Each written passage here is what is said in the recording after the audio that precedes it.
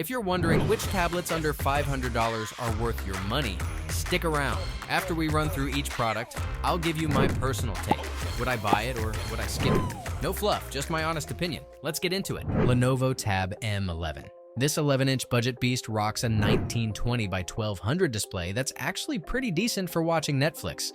But good luck getting through the first week without wanting to throw it at the wall because it's slower than my grandma's dial-up internet. The aluminum build feels surprisingly premium for a $200 tablet, though the bloatware situation is like having that one friend who overstays their welcome at every party. Would I buy it? Maybe. It's perfect if you need something that looks professional, but performs like it's perpetually hungover. Amazon Fire HD 10/2023. Amazon's latest Fire tablet is like that reliable friend who shows up to every hangout but never brings anything exciting. The 10.1-inch 1920 by 1200 screen does the job for binge watching, but don't expect it to blow your mind with its dim display and basic 60 Hz refresh rate.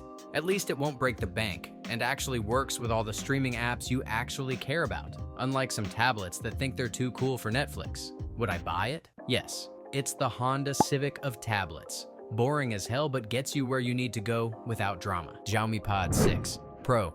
This bad boy comes packing a Snapdragon 8 Gen 2 processor that makes other tablets look like they're running on hamster wheels. Plus, that gorgeous 12.4-inch 144Hz display will make your eyes weep tears of joy. The downside is you'll need to sell a kidney to afford the stylus separately, and good luck explaining to people why your tablet doesn't have GPS when your phone from 2015 does. Would I buy it? Yes, if you want flagship performance without paying Apple prices. This thing is basically the tablet equivalent of finding designer jeans at a thrift store. Amazon Fire, a Max 11. Amazon finally decided to make a tablet that doesn't look like it was designed by someone who thinks aluminum is a fancy word. And the 11-inch display with 4 GB of RAM actually makes multitasking possible without wanting to rage quit. The MediaTek processor is decent enough to handle most tasks, but let's be real, you're still stuck in Amazon's ecosystem like a digital prison with really good customer service. Would I buy it? Maybe. It's like the Fire HD 10's cooler older sibling who went to college and got their life together,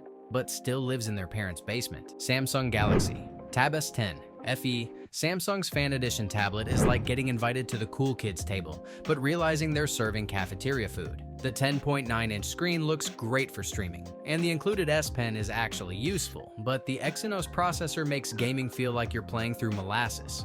At least you get that premium Samsung build quality and One UI interface that doesn't make you want to throw the tablet out the window, unlike some other Android experiences. Would I buy it? Yes. It's the perfect middle ground between I want something nice and I don't want to eat ramen for 3 months. Lenovo Tab Plus. This thing has 8 JBL speakers that sound like a concert hall compared to other tablets, but the screen brightness is dimmer than my motivation on Monday mornings at just 400 nits. The MediaTek Helio G99 processor handles basic tasks fine, but trying to run demanding games at high settings is like asking your grandma to run a marathon. Technically possible, but you'll get some serious frame drops. Would I buy it? Maybe, if you're looking for a portable boombox that occasionally does tablet things. This chunky boy, with its 1.43-pound weight, might be your jam. Samsung Galaxy Tab A9 Plus. At $160 for the base model, this budget beast gives you a 90 Hz display that scrolls smoother than my pickup lines. But the 4 GB RAM version will reload your YouTube videos more often than a broken vending machine. The Snapdragon 695 processor and quad speakers with Dolby Atmos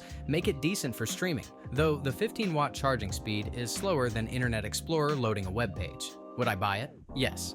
It's basically the Honda Civic of tablets, reliable and cheap enough that you won't cry if you drop it. OnePlus Pad 2.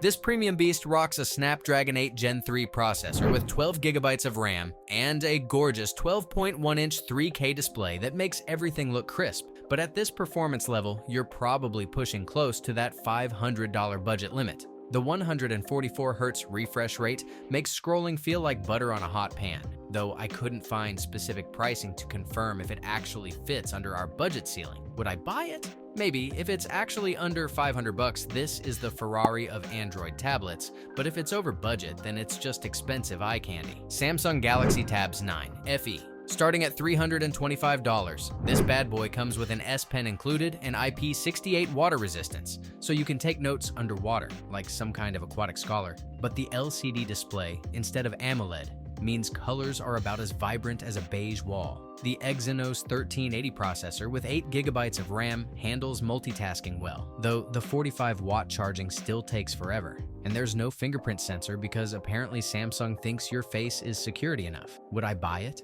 Yes, the included S Pen alone makes this worth it. Plus, you can literally drop it in a pool and it'll survive better than my last relationship. Lenovo Idea Tab Pro. This sleek 12.7-inch beauty has a 3K display with 144Hz refresh rate and JBL speakers that sound absolutely sublime. But the MediaTek Dimensity 8300 processor, while decent, isn't exactly the latest and greatest silicon. At around $380, it comes with both a keyboard and stylus included, making it a complete package. Though the 10,200 mAh battery life is shorter than my attention span during boring meetings. Would I buy it? Yes. Getting a keyboard, stylus, and gorgeous display for under $400 is like finding a unicorn that also does your taxes. Apple iPad Mini 7th generation. This little beast packs Apple's A17 Pro chip with 8 GB of RAM and starts at 128 GB of storage, making it faster than my morning coffee kicks in. But that 60Hz display feels like watching paint dry compared to modern tablets. The thing weighs just 293 grams and fits in your bag like a dream. Though at $499, you're paying premium prices for what's essentially a shrunken iPad Air that still can't do 120Hz refresh rates. Would I buy it? Maybe. It's perfect if you want Apple's ecosystem in pocket size, but that display refresh rate is stuck in 2019. Apple iPad 11th generation. The A16 chip with 5-core CPU delivers solid performance for $449 starting price, and the 12-megapixel cameras actually take decent photos, unlike most tablets that shoot like potatoes. However, you're still stuck with that same 60Hz display that makes scrolling feel jankier than a Windows 95 computer. And the base model storage situation will have you deleting apps faster than your ex deleted your photos. Would I buy it? Yes, it's the sweet spot between price and performance, even if Apple thinks 60Hz is still acceptable in 2025. Google Pixel Tablet. This $499 Google experiment comes with the Tensor G2 chip and 8 GB of RAM. Plus, it doubles as a smart display with the included speaker dock. But the battery life is so bad it lasted only 5 hours and 25 minutes in testing. The 10.95-inch display looks decent enough, and gaming performance is surprisingly good, though it gets hotter than my mixtape during intensive games, and the speakers sound like they're underwater. Would I buy it? Maybe. The smart display feature is cool, but that battery life makes it more of a desk ornament than a portable tablet. Xiaomi Redmi Pad Pro. This absolute unit sports a massive 12.1-inch display with 120Hz refresh rate and 2560 by 1600 resolution for around $335 to $480, making other tablets look like toys. But it weighs 571 grams, which will give you biceps just from holding it. The Snapdragon 7S Gen 2 processor handles most tasks like a champ, and the 10000 mAh battery lasts forever. Though the cameras are so bad, they make flip phones look professional, and the build quality feels bendier than a yoga instructor. Would I buy it? Yes, if you want a massive screen that doesn't cost iPad Pro money, and don't mind carrying around what feels like a small laptop. Lenovo Tab P12. This 12.7-inch beast packs a MediaTek Dimensity 7050 processor and comes with a stylus that actually works, unlike my ability to draw stick figures. The catch is, this thing has the brightness of a dying flashlight at 400 nits maximum. So good luck using it outdoors, unless you enjoy squinting like you're trying to read hieroglyphics. Would I buy it? Maybe. It's basically a budget iPad wannabe that's perfect for Netflix binges, but will leave you crying in direct sunlight. Microsoft Surface. Go 4. The Surface. Go 4 runs full Windows on an Intel processor. N200 that has the processing power of a caffeinated hamster, making it slower than my grandmother's dial-up internet, but hey, at least it looks premium. Battery life is advertised at 12.5 hours, but in reality you'll get around 5 to 6 hours, which is about as reliable as a chocolate teapot. Would I buy it? No. Paying $579 for something that performs worse than most smartphones is like buying a Ferrari with a lawnmower engine. Xiaomi Pad 7. This bad boy rocks a Snapdragon 7 Plus Generation 3 processor with 144Hz refresh rate that makes scrolling smoother than a buttered penguin sliding down an iceberg. The only downside is the 8850 mAh battery,